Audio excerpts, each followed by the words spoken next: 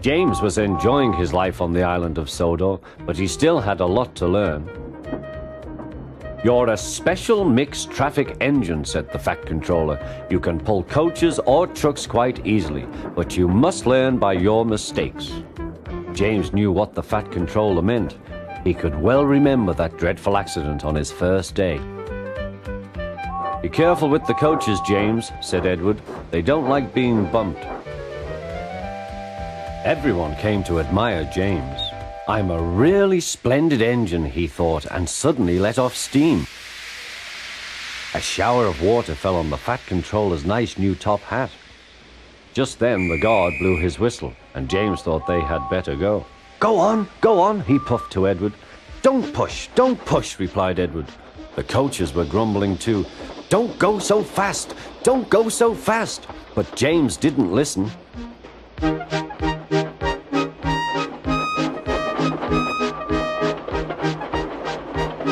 When at last they stopped at the next station, 2 coaches were beyond the platform. They had to go back to let the passengers out. But no one seemed to know about the Fat Controller's top hat, so James felt happier.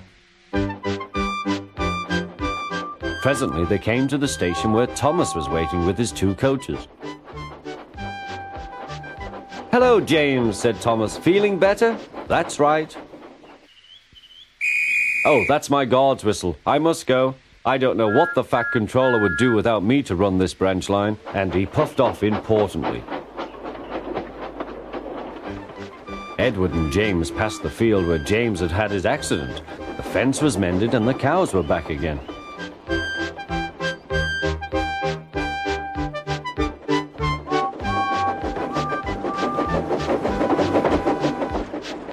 They ended their journey and rested before setting off for home.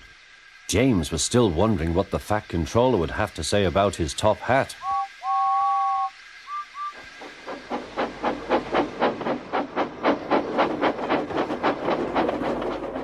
Next morning, the Fat Controller spoke severely to him. "If you can't behave, I shall take away your red coat and have you painted blue." James didn't like that at all. He was very rough with the grumbling coaches as he brought them to the platform. "Don't talk, come on," he called to them.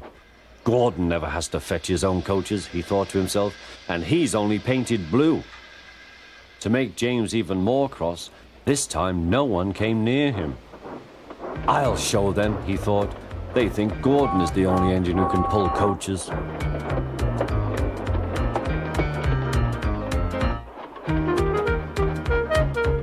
Hurry, puffed James.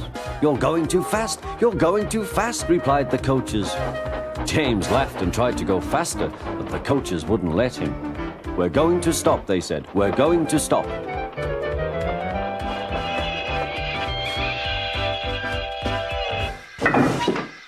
"What's the matter?" James asked his driver. "The brakes are hard on. Leak in the pipe, most likely. You've banged the coaches enough to make a leak in anything." "How shall we mend it?" said the guard. "We'll do it with newspaper and a leather bootlace," replied the driver. "Well, where is the bootlace coming from?" asked the guard. "Ask the passengers," said the driver. "You have a leather bootlace there, I see, sir," said the guard to a smartly dressed man. "Please give it to me." "I won't," said the man. "Then," said the guard, "I'm afraid the train will just stop where it is." The passengers all said what a bad railway it was. Then they told the man how bad he was instead. Everyone was very cross. At last he handed his laces over. The driver tied a pad of newspaper tightly round the hole in the brake pipe, and James was able to pull the train.